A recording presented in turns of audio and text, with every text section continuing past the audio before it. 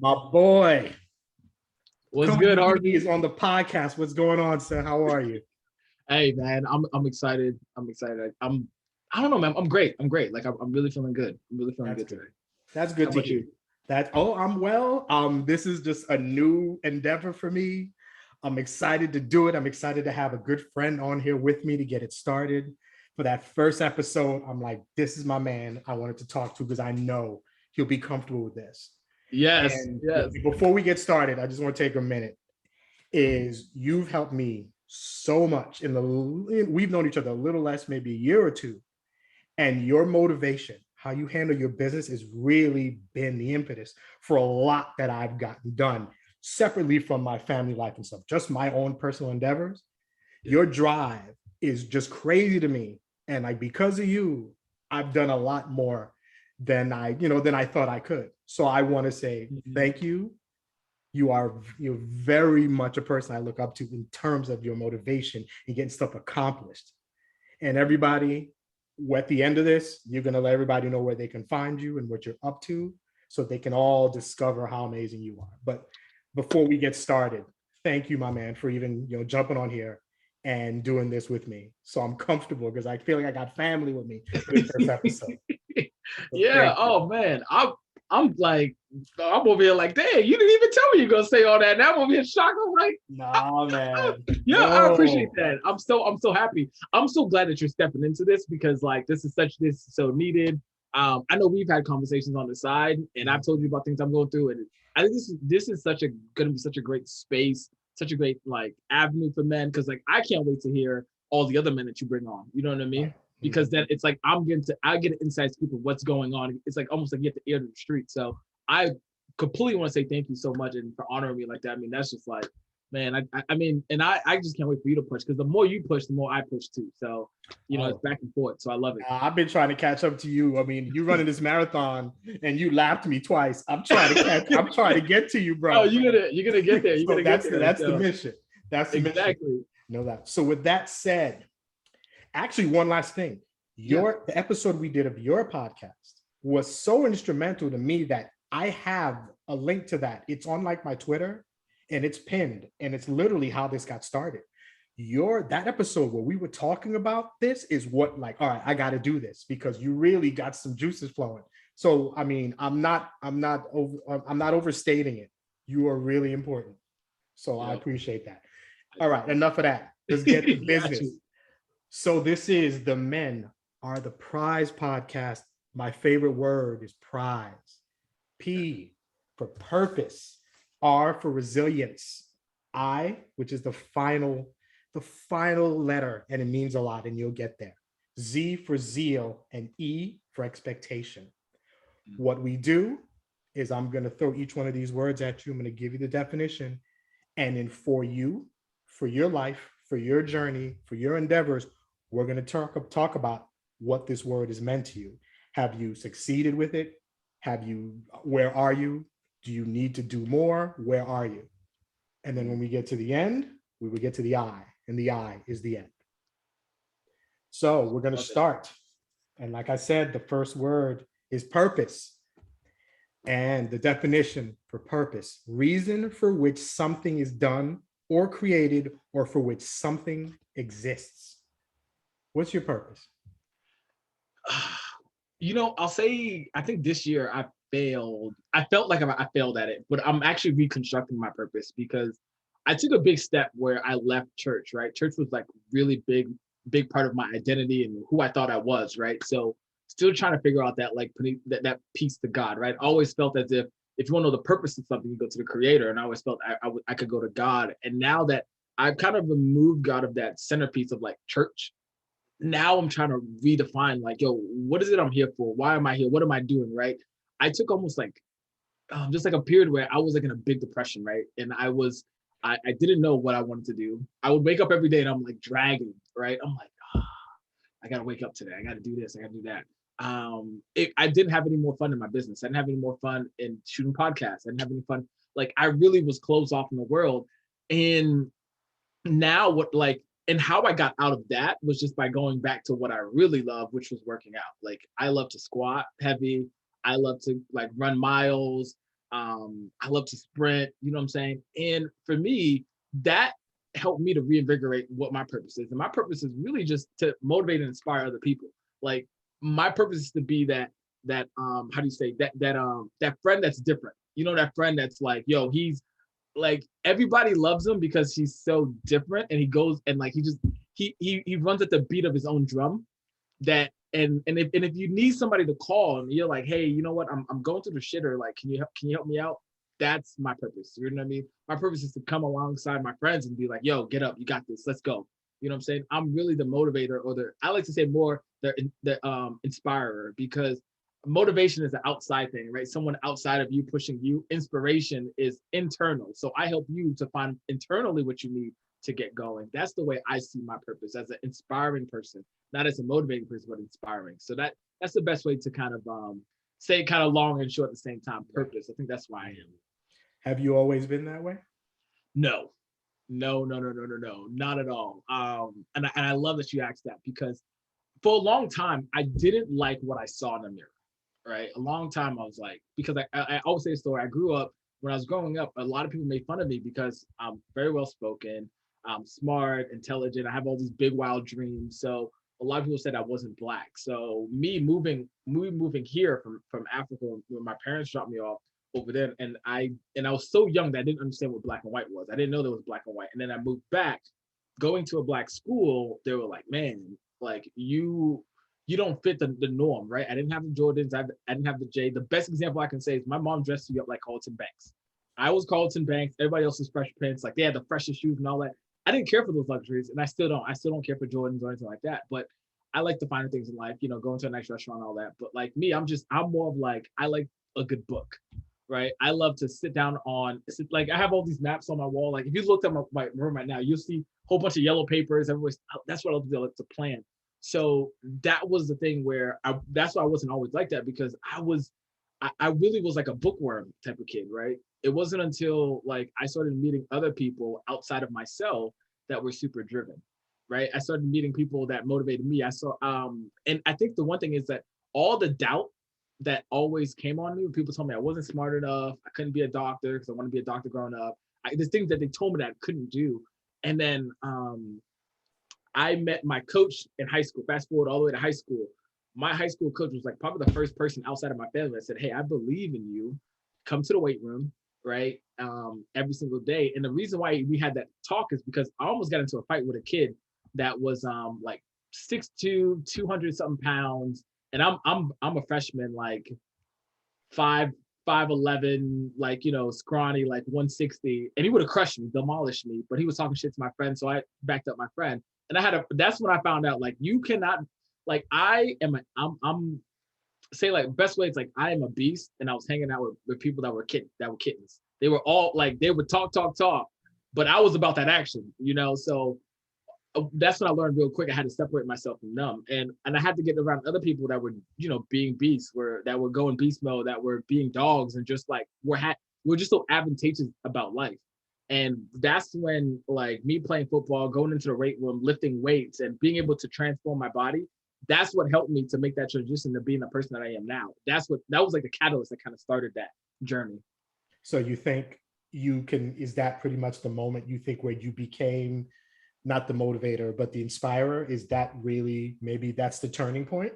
If you really if you had to pinpoint a moment where you went from, I'm just a guy, to now I'm the guy inspiring the guy, where do you think that spot is, or as close as you can get to it? I would say when I transformed my body. But even more so, there was that next year, going into my sophomore year, right? I like, no, my sophomore year going into my junior year, I completely transformed my body, right? I like went from this skinny kid to this, I was stacked. My chest got like huge. I went from like, almost like, when Captain America goes into the capsule, that he becomes like Captain America, he like Steve Rogers to Captain America. Yeah. I became Captain America. Everybody started noticing, like, I had bigger arms. Women were like, yo, I never knew you. Like, who are you? You new around here? And I'm like, oh, I didn't even notice, right? But it's like that isolation chamber of going into the gym and really like transforming and really just hell bent on developing myself in that physical level. And then from that, there was so many mental changes that happened. And that's in that year, I went through the whole football season. I tore my MCL and I also tore my thumb too, a ligament on my thumb. And I remember walking home at the last game of the season. I was crying the whole way home because I thought I was going to be the guy. I thought I was going to be like a big playmaker, a change maker. That was the day I said, you know what? I'm going to be about my stuff. I'm going to be about my shit. And that was the moment I became inspired. I was just like, because there was no ET, there was no like Gary V back then, right? It was just all you. There was no, even Ray Lewis was all like, was kind of inspiring, but there was no videos online you could just watch to be inspired, right? So I was talking to myself. I was like, yeah, come on, let's go. We got this. Yeah. And I was the crazy kid because I was talking to myself the whole time like that. But that's when I became the inspirer for me. That was like the turning point. That last game of the season where I didn't do anything. I remember we played Stonebridge, we lost, and I just cried the whole way because I just knew that like I walked home. I lived right across the street from the school. I walked home and I was just crying, and that's when I became inspired because I just knew that I wanted more for myself than what I was putting out, and that's what really inspired me to get to become who I was. That's good, and that works perfectly into the next letter. The next letter is R, and the word is resilience. And just for definition, the capacity to recover quickly from difficulties and toughness. Whew. So literally the day you became, your purpose was in your face and you knew what you were, that came out of struggle. Talk about how resilient you are in life from maybe that day, but through business relationships. Yeah. How has resilience helped you succeed in life? Perfect. I'll give you the perfect example here. So fast forward from that moment, right? Played 2 good years of football in high school, went to college. I was a true freshman, probably had the most yardage a freshman had in like over a decade or whatever that is, right? And then my next year, my freshman year to my sophomore year, did the same thing again. I developed myself incredibly, right? Was supposed to be the guy again. First half of the season, all there, right? I was the guy. I was running over people. I would carry like 6 or 7 people, right? This is when Trent Richardson was at Alabama. Okay. I was actually the #1 running back in the country at the time. Even though I played Division III, I had the most yardage out of all the running backs in like SEC, all that. But Division III, we don't get any spotlight, so right. We knew it. I knew I was, and I was like, yo, I'm the #1 running back in the country over here. Like, you can't stop me, right? And then I started fumbling the football. I lost my groove, right? And fast forward again, I literally had to leave college because I got into a situation, right, where a girl was like, oh, a girl said I sexually assaulted her. I didn't. The school said like, oh, you got to leave now. You know what I'm saying? So I had to leave school. I could have went back, but I didn't. And I went into like a big depression, right? That was like the second time that I really faced like true depression.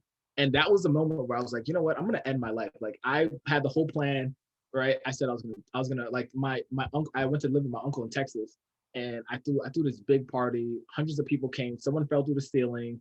Like I was just having a bad time. You know what I'm saying? Like you get kicked out of school, you go to your uncle's house. Now somebody falls through the ceilings. Like 300, like almost like $500, like $1,000 worth of damage. I have to pay this back. Have no money. You know what I'm saying? The girl that I want to marry dumps me too as well, right? She has sex with my best friend, loses her virginity, right? So I'm dating her for over 2 years. Never, like, I'm talking about, I don't defile her one bit, right? Like, and my best friend has sex with her. She loses her virginity to him, right? And I kind of can't say my best friend, right? I can say like a good friend, but like he even told me, he was like, yeah, when I leave, like, hey, I'm gonna do this. And I was like, okay, whatever. You know what I'm saying? Like, but then again, after that, I go through that whole period. I'm like, you know what? I'm done. Because one, I'm Black. I don't have a college degree. How am I going to be successful ever in life? You know what I'm saying? Because it's like 3 strikes you're out, right? My biggest fear is being homeless. So I'm like, I would rather die than be homeless, right? That was like my mentality back then. So my uncle had this staircase, and I was like, I'm just going to tie a rope. I'm going to jump off it. I'm going to die. They're going to find me right there. I'll be okay. But before I did that, I said, you know what? I'm going to go on a run. I'm going to go work out just like one last time, right? And I went on a run. I probably went like 5 miles. I think it was about 5 miles, right? I wasn't a big, like, huge runner back then, like a mileage. I would do football, like sprints a little bit, like 30 seconds, walk, all that. But excuse me, I went on a run, and it was like the most incredible thing in the world. Was like I learned later on now is that you get positive endorphins that get released when you work out. So that helped me to say, you know what, not today, tomorrow. So I said, you know what, I'm going to run, and then today's going to be the day. So consecutively, I kept going on a run and kept saying, pushing my death back, pushing my death back, pushing my death back, pushing my death back. And then after that, I just said, you know what? No, I can do this. I can do this. And that was probably the most resilient I've ever been in life, because I was literally fighting for my life, right? I was literally fighting every single day. I was like, hey, let me go on this run, not knowing that I was winning back my life with every single run, with every single mile every single day that I was like, okay, I can do this. I can do this. I can make it another day. I can make it another day. Got a job at Subway, worked one shift and I quit. You know what I'm saying? Because I was like, this is not for me. Got a job at Red Lobster as a server. Then after that, I was like, you know what? I can do this. I can work here, right? Because I was having trouble holding the tray. Come to find out, my manager told me a year later, and I was actually one of the #1 servers in Red Lobster, right? My first year working there, I had the highest like averages in terms of selling alcohol, offering people all these dishes and stuff. But from there, he told me like, yeah, that day you came in, you did such a great job. I was actually gonna fire you that day, but I didn't. Okay. I'm like, yo, incredible, right? Like crazy. But and even before then, like even before getting that job with Lobster, I went into the military, right? And that joined the military, like that's a complete culture shock in itself, right? Like you're thinking you go from being like the #1 running back in the country to being a nobody, wanting to commit suicide and kill yourself, to like now going into boot camp, being treated worse as dirt, and then now coming out on the other side, having to rebuild. And every single day I'm working out and I'm telling myself, hey, I can do this, I can do this, I can do this, I can do this. That's like the best way I can describe like how resilient I've been in life in terms of like fighting for my life. Not I'm talking about helping somebody else, just for me, being my own inspiration, right? Yeah. Wow. Great answer. Wow. That's fantastic. So you went into the military, and it feels like the military builds resiliency because they want to kind of take you, kind of break you, put yourself back together, that kind of thing. So I feel like the military is almost a good segue into resilience. You know, I was struggling. I go here, and the only way you're going to survive in the military for your sanity is I got to be able to deal with crap happening and come back from it every time. So that had to help also. Yeah, you see, the military taught me something about like it's not about me, right? It's about finding something bigger than yourself, right? Because in the military, I didn't know that all these people fought for me to have freedom, right? I just you kind of hear about it in school, right? But then to go through the process of like seeing like, no, this is Private so and so that's 21 years old that jumps on a grenade, right? This is, and like you have a rifle in your hand that is super deadly, like that can literally, kill somebody, right? You can make the choice. I can point the rifle at somebody and like I can end their life and they're never existing again, right? And then I have a whole country, because I took it almost like football. Football, you have a whole school on your back. When you're in the military, you have a whole country on your back, right? Like everybody's looking up to you because you're that guy that has to protect, right? When a problem arises, it's almost like Tom Brady on 4th and 1. Is he going to make the pass or not? Like, hey, if something goes down, like they have to call your number. Can you produce? You know what I mean? Like, what do you have in you? And the military helped me to just say like, hey, it's way bigger than me. I have a whole country that I need to take care of. I have a whole like my not only my family, but I have your family. I got this person down the street. I may not know who they are, but I'm fighting for them. I'm training for them. When I go run and work out now, I'm not working out for myself. I'm working out for America. Right. I know it sounds so cliche, but for me, like that's what gives me purpose and driving resiliency, knowing that I have all these people I need to defend. Right. Because if my number gets called, I want to be able to show up. I don't want to be the bum that like I let my team down because of that. Wow. Okay. Well done. I applaud you. And thank you for your service. We appreciate that. Man, thank you for your support, Harvey. Thank you for your support. And as we move on, so we skipped I for the moment, but we're coming back. The next letter in the word prize is Z. This is my favorite word in this. Yeah. And the word is zeal. And it's simple, and it is enthusiastic devotion. What are you enthusiastically devoted to? What is the thing for you? Man, I'm so enthusiastic about helping people, whatever they want to do, right? Like whatever, like if you're like kind of perfect example is you want to help and show men that they're the prize.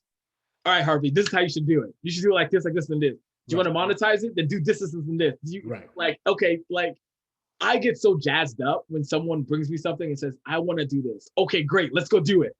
Like right now, we're gonna go, no, not tomorrow, not 3 days from now, not a week from now. No, let's do it right now. You know what I mean? Like make the post right now, write the book right now. Like, let me show you how to outline it. Hey, what do you need? You know, I think that's what jazzed me up, because like I totally believe like everyone has a message or a story that they want to share, whether it's a business idea, whatever it is. And the platform, the social media that, you know, our phones have given us this platform where I can just put my phone on and share my message. You know what I mean? May not get millions, thousands of views, but it may resonate with somebody.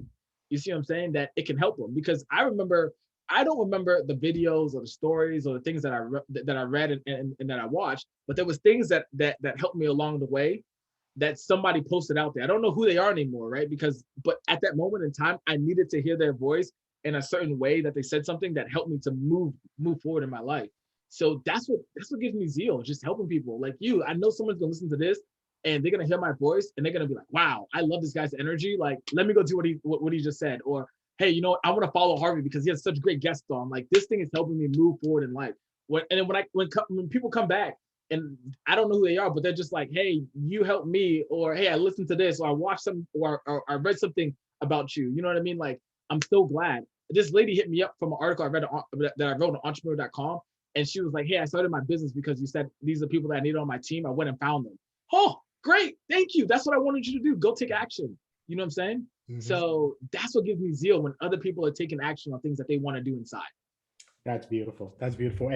And you described yourself very well. You very much are that go-getter. I'm like, you know, I'm gonna do this. I'm gonna wake up tomorrow and we get started. You're like, yes, we're gonna do it right now. Exactly. You don't have to go to sleep. Get your pen, get your book, and write it. And that's just another reason why you're gonna succeed. You when you scratch the surface of how you're gonna affect this world. So I can see this. I knew the answer to that one because it's just in you. It's a light. We can't miss it. I appreciate it. No problem. I thought I was gonna have more for that, but you covered it. There's nothing else to So we end the word with E, and I have a few letters, but I'm gonna go with the basic, and that's expectation. Yeah. And definition: a strong belief that something will happen or be the case in the future. So what is your expectation for you? Give me your expectation of you in 1 year, in 5 years, and in 10 years. 10 years. What are your expectations for yourself? Okay, so my biggest expectation for myself in 1 year is to move my family into a multifamily. Like, that's like my biggest 1 year goal. Like, I really want to help my family move into a 4-unit so we can house hack, right? And also for myself too is to get a job making $100 an hour. So I want to get a job making $100 an hour. That's a personal goal just for myself, because that's going to give me the funds to do invest into my podcast, invest into coaches, and to get my message out there more. And then another thing is to stick with therapy. So I've been going to therapy already for a year. I'm gonna make it. I want to make it a good 2 years already now, so that way I can keep going no matter what, as well. Yeah, for 1 year from now. And I think I told you already, no sex until I save 10,000 too as well. Just so that way, it's just a goal, just a numbing goal that I have for myself. 5 years from now, man. So I love this. I think 5 years from now, this is so great. I want to have a supplement company. So I'm really big on, when I look in the marketplace, what I see is that I see a lot of white business owners that are super successful, and a lot of times I hear the same thing in the marketplace. A lot of people are talking about, well, I can't get a job here, right? Or my hair doesn't look right. A lot of Black, brown, indigenous people are saying, well, my hair is not, they're not accepting who I am. I can't fully be myself at work, right? I want to have a company, right, where I'm making 8-9 figures a year, and I get to hire people that look like me. I get to give people opportunities. I want to give somebody a 6-figure opportunity. I want to be like, hey, you are going to be the marketing person for the United States of America. Here's a 6-figure salary. How's that sound? Like, that's what I want to do in 5 years from now. Like, I want to be the one. I don't want to be going out here getting a job for $100 an hour. I want to hire somebody for $100 an hour. You know what I'm saying? Like, I want to be giving opportunities out, whether that's my credit company, my supplement company, my software, like whatever that is. Like, I want to have those companies so I can give those opportunities. That's in 5 years from now. I have to be there. Like, it's a must. It's not like maybe, no. It's like I have to be there because I want to be that guy. And I remember when I got my first 6-figure opportunity. Ooh, I was like, yo, I made it. I felt so rich. I was like, yo, so that's what I want to be. Yeah. And then 10 years from now, I want to be retired working for somebody else. Right. So even in 5 years, if I'm still working for somebody, I don't mind because I'm still building that runway and that track to where I can work for somebody. So 10 years from now, I would be, I'm 29 now. So I would be 39. Right. I want to be invested into multiple companies of Black and brown people and indigenous people. I want to be able to say, hey, what's your idea? What do you have? Okay, you believe like men are the prize? Great, that's your idea. Okay, I think I want to have a whole marketing company, SEO, website, all that. We're just like, all right, Harvey, we're going to take you on. Come on. We help you get funding.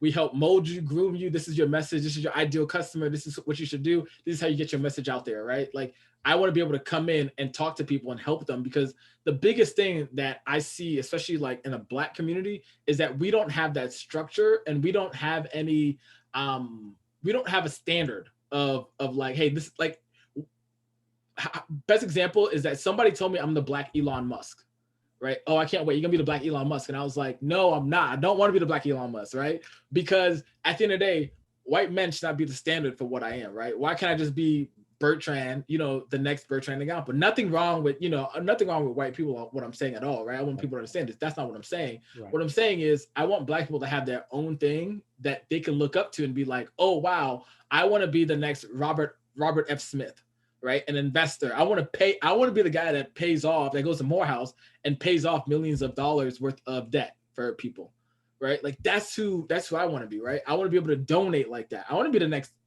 Bill Gates, right? In a sense, I want to be the guy that has a software company that makes millions of dollars, that hires a whole bunch of Black people, right? That gives them an opportunity so that way they don't have to go work at McDonald's or work underneath somebody or feel like, hey, this space isn't conducive for me, right? I'm in a corporate culture that doesn't understand who I am, where I come from, right? We don't have those. So that's what I really want in 10 years. I want to have a space of community where we can do that, right? And I can give people opportunities like that look like me too as well. So that thing, that's the best way I can say in 10 years is what I really want. I think the fact that you can honestly tell us a plan for a year or 5 year and 10 year, yeah, it says a lot, because we don't plan. I think in general, we don't sit down and write down what I want to do in a year, what I want to do in 5, 10, 20. Yes. We don't sit there. We don't look ahead. We don't have that, we don't have the road in front of us. I think we kind of wing it and live day to day. But when you have a plan, when you have something you're reaching for, I think it makes it easier, or it makes it harder, but at least you know what you're trying to do. Exactly. So the fact that you have a roadmap, an idea, and the key to a roadmap is you may know where you're going, but sometimes there's going to be some turns and you may have to come off. The key is to come back. So for me, the road is what you're trying to do. The curve is how you become resilient, because you have to come off the road. But the key is, do you get back? And then you keep going. You're reaching for that expectation. The purpose is why you start. The resilience is how you stick it out. The zeal is why you're doing it. And the expectation is when you get there, when you finally succeed. And do you ever really succeed? That's the question I want to ask you. 1, 5, and 10. You have ideas of what you want to do. But in my mind, the opinion I have is that a person never really succeeds because you should always have something else you're reaching for. So no matter what you do, there should be something else that you're trying to do anyway, so that you're always grinding. Mm-hmm. So I totally agree. I actually agree with you so much. So like a lot of things that I shared were a lot of like more like business, you know what I mean? Like world changing things. But I think on a personal level is like every single day, I want to be a better father. I want to be a better father than who my father was, right? Because I want not because like my dad was bad at all. My dad was amazing. My mom was amazing. But I want to push that along so that my kids are, even better. right? Or that I'm even that like whatever they produce, it gets better and better and better each time. We're not just replicating trash, right? I want to replicate better. So what I mean is that every single day I want to learn how to be a better husband. I want to learn how to be a better brother, a better father, a better friend. You know what I'm saying? A better CEO, a better business owner. I think really on the end of the day, a better friend too as well, because I don't really outside of like you and like my family, I don't have really like solid male friends that I can be like, yo, these are my boys. I hang out with them every day. I talk to them because I think a lot of people when they meet me, they get almost a little scared because I'm super energetic, like, oh, go, go, go, go, go. And it's just like I can't keep up. Like, dude, you're like, I want, and especially men my age, they're not thinking about these things, right? So yeah, I think I really want to be that guy that like even though I'm thinking about these things, but I want to be a good friend too. I want to give people space to be themselves even if they're not thinking that far ahead, you know what I'm saying? Mhm. Yeah. I So love, yeah. yeah, I love everything that you're saying. I love it. It's really it's motivating. Like you're saying, it's inspiring because you have things that you want to accomplish, you have desires, and you see things and you put stuff aside so that you can keep focus. When I Yeah. started this podcast, one of the things that I mentioned is I wanted to strip away a lot of the titles that we as men carry Mhm. because we are fathers, husbands, employees, friends. We are all these things. But I want to get to who are you when I take all that other stuff off. Yeah. Because when you can figure out who you are, you'll be a better father, husband, provider, employee, friend, whatever. So to me, when I came up with this idea for the podcast, all these letters lead to one thing and they lead to the I.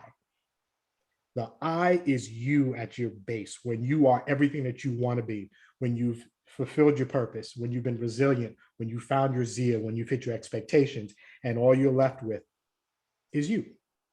Or in Mm. this case, I. Who am I when I put all the other stuff aside? And when you are comfortable with I, everything else should fall into place. So at your base, when we take all the other stuff out, who are you? What is your I? Mm. That is such a great question. Like really. I'm thinking about it. I'm like, what like who am I at my base, man? Like I think I'm a super emotional black man. Aren't That's we that's all? Aren't we all? yeah. We all are. And I like that you Yeah. said emotion. That's not something we men would jump on. Yep. But as human beings, we are. But as Hmm. men, we're not always allowed to. Yes. So the fact that you can admit that you have struggles, you have Yes. emotions, it's Yeah. not different. It's not it's special is the wrong word. It's not special. That's what we are. We're human Exactly. beings floating around in these feelings trying to deal with it.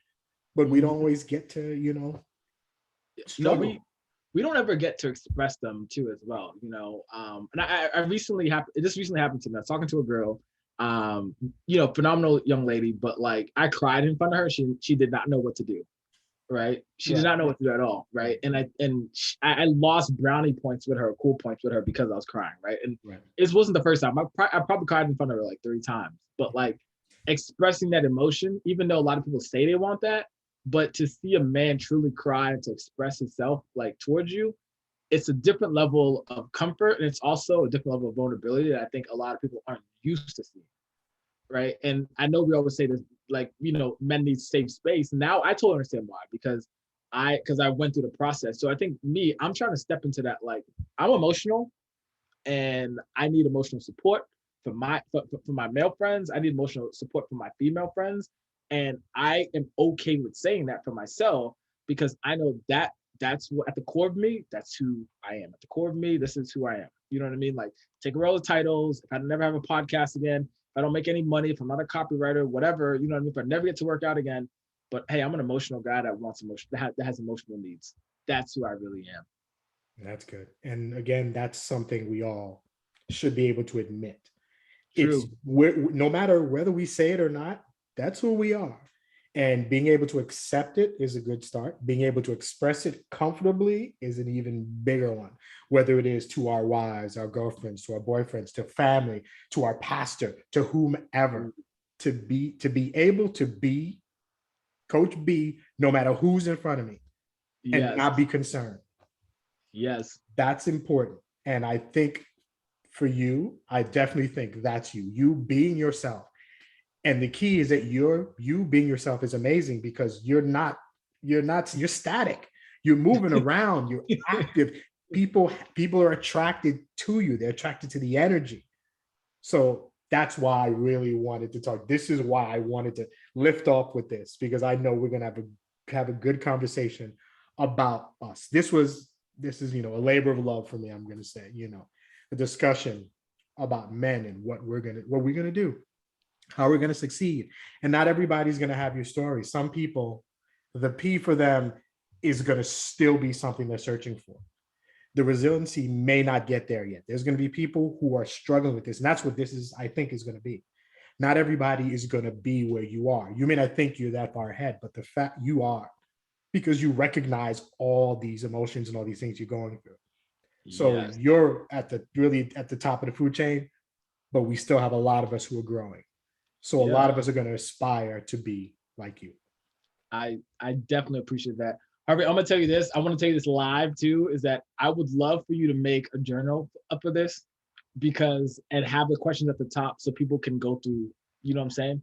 Because I think it's like one thing is that I know not everyone can get interviewed. So I think if they're able to interview themselves and having you ask that question in a book, I'll totally, like, you already know I would totally help you do it, because I'm over here already, like, I'm chomping at the bits. I'm like, yo, we need to do this, because I love the questions.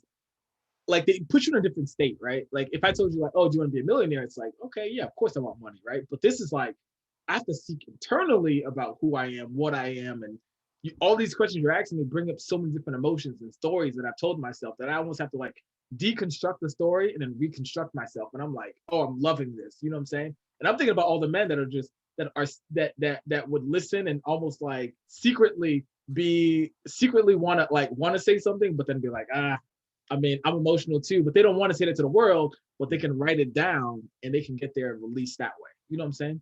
I hear you. I understand. And Yeah. as usual, threw another idea my way. Just talking to you this last half hour, I got to do a live. I got to do a journal. I got so much that I have to do. Like, when I leave with you, I leave with homework every time I talk to you, and I'll take it. You bring energy. You just, I'm so appreciative that you gave me your time to talk about this and to just, allow me to do this and talk with somebody. Because as I talk with more people, this experience will make it easier for me to talk to other people and open up things. But thank you. Exactly. No, you're so welcome. And thank you for asking me. I appreciate you asking me. Like, this is huge for me too as well. Like, super appreciate this. Like, yeah, I mean, I'm so honored. You know what I mean? Especially to be like the first guest. I'm like, I better come with my A game. That's why you were the first guest. I wasn't even concerned. I knew you were gonna come through, and I appreciate it.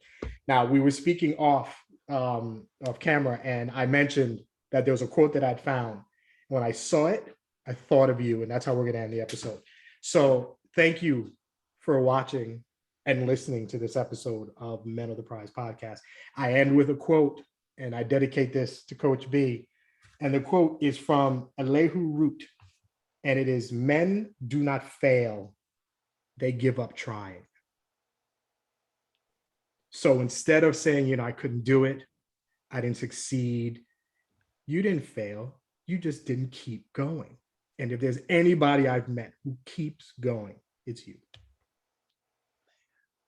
Thank you very much, B, for being on here. Thanks for being on here. Thanks, everybody, for listening to the Men Are The P.R.I.Z.E podcast, where your inner monologue is revealed. Have a great day. Bye-bye.